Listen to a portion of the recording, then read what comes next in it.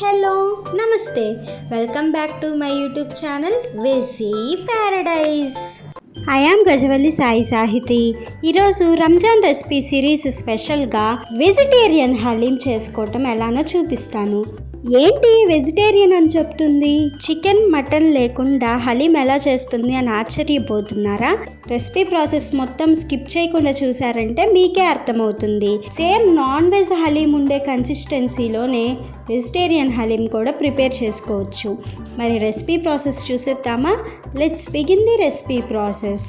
First ఒక 50 grams వరకు meal maker తీసుకోవాలి. ఇలాగా గ్రామ్స్ కొలత కంటే మీకు కప్స్లో చూపిస్తే ఈజీగా ఉంటుంది అనిపించింది, అందుకే నేను ఈ గ్లాస్ తోటి మెజర్ చేసి చూశాను.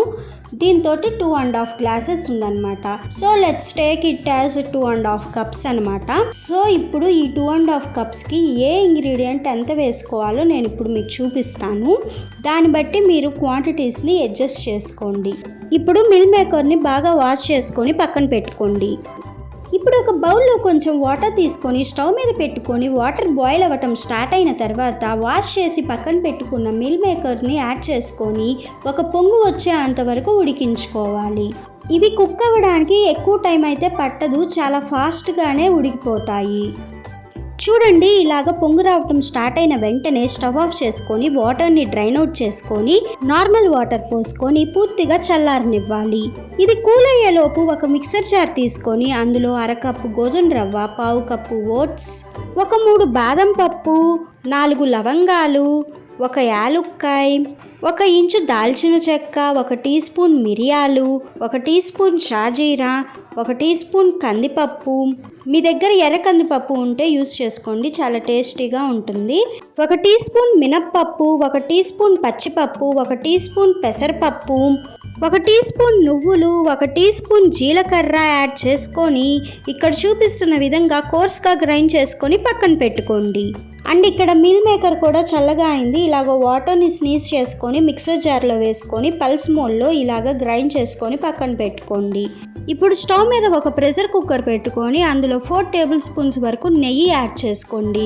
ఏంటి నెయ్యి ఇంత నల్లగా ఉంది అనుకోకండి, మేము గసిని సపరేట్ చేయలేదు అందుకే అలా ఉంది. సో కలర్ని అయితే ఇగ్నోర్ చేయండి. నెయ్యి మొత్తం మెల్ట్ అయిపోయిన తర్వాత 2 టేబుల్ స్పూన్స్ చాప్ చేసి ఉంచుకున్న జీడిపప్పు, 2 టేబుల్ స్పూన్స్ చాప్ చేసి ఉంచుకున్న బాదం పప్పు, 2 టేబుల్ స్పూన్స్ చాప్ చేసి ఉంచుకున్న పిస్తా యాడ్ చేసుకొని కొంచెం ఫ్రై అవ్వనివ్వాలి. ఇప్పుడు ఇందులో ఒక 3 పచ్చిమిర్చి యాడ్ చేసుకొని ఇంకొంచెం ఫ్రై అవ్వనివ్వండి. తర్వాత ఇందులో 1 టీ స్పూన్ అంత అల్లం వెల్లుల్లి పేస్ట్ యాడ్ చేసుకొని పచ్చివాసన పోయేంత వరకు ఫ్రై చేసుకోండి. ఇప్పుడు గ్రైండ్ చేసి ఉంచుకున్న మీల్ మేకర్ యాడ్ చేసుకొని లో ఫ్లేమ్ మీద 1 మినిట్ ఫ్రై చేసుకోండి. తర్వాత ఇందులో గుప్పెడంత పుదీనా, కొత్తిమీర, ఒక 1/2 కప్ అంత బ్రౌన్ ఆనియన్స్ యాడ్ చేసుకొని మరొక 1 మినిట్ ఫ్రై చేసుకోండి. ఈ బ్రౌన్ ఆనియన్స్ అయితే నేను ఇంట్లోనే రెడీ చేశాను. మీకు కనుక రెసిపీ కావాలంటే ఖచ్చితంగా కమెంట్ చేయండి, చేసి చూపిస్తాను. ఇప్పుడు ఇందులో మీ టేస్ట్కి తగినంత సాల్ట్ యాడ్ చేసుకొని ఒక్కసారి మిక్స్ చేసుకొని 3 మినిట్స్ లో ఫ్లేమ్ మీద ఫ్రై చేసుకోండి. చూడండి, ఇలాగ కలర్ అయితే కొంచెం చేంజ్ అవ్వాలన్నమాట. ఇప్పుడు నేనైతే ఇందులో రోజ్ ఎసెన్స్ యాడ్ చేస్తున్నాను. యాక్చువల్గా అయితే బ్రౌన్ ఆనియన్స్తో పాటు రోజ్ పెటల్స్ యాడ్ చేసుకోవాలి. నా దగ్గర రోజ్ పెటల్స్ లేవు, అందుకే ఇందులో 1 teaspoon rose essence add చేశాను. ఇన్ కేస్ మీ దగ్గర రోజ్ పెటల్స్ ఉన్నట్లు అయితే 1/2 కప్పు రోజ్ పెటల్స్ యాడ్ చేసుకోండి. అది కూడా డ్రై చేసి ఉంచుకున్న రోజ్ పెటల్స్ మాత్రమే యాడ్ చేసుకోండి. సో అలా ఒకసారి మిక్స్ చేసుకున్న తర్వాత ఇందులో వాటర్ని యాడ్ చేసుకోవాలి.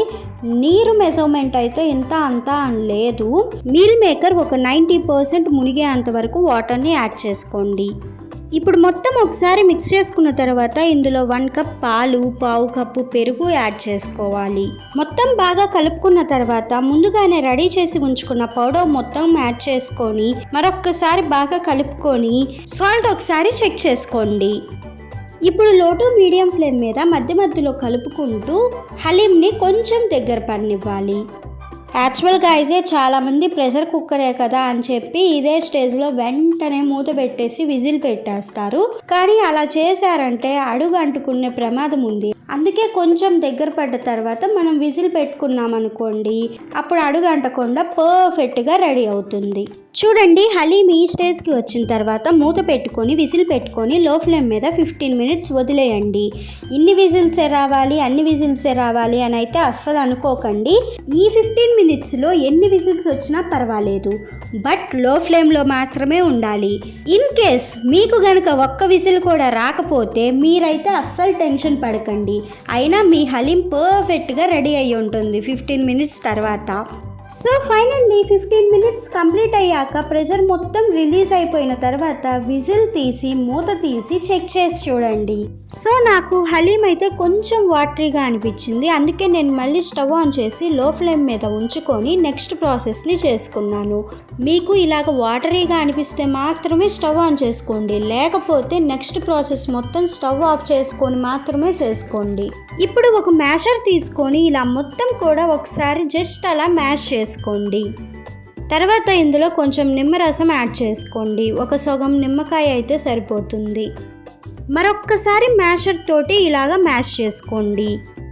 అండ్ మీరు చూసినట్లు అయితే పర్ఫెక్ట్ కన్సిస్టెన్సీ అండ్ కలర్ తోటి హలీం అయితే ఇలా రెడీ అయిపోయింది. ఇంకేముంది, వేడి వేడిగా సర్వ్ చేసుకున్నాము అంటే భలే టేస్టీగా ఉంటుంది. అందరూ కూడా నాన్ వెజ్ హలీం చాలా ఇష్టంగా తింటారని తెలిసిందే, కానీ ఈ వెజిటేరియన్ హలీం ఒక్కసారి టేస్ట్ చేశారంటే దీనిని కూడా అస్సలు వదిలిపెట్టరు.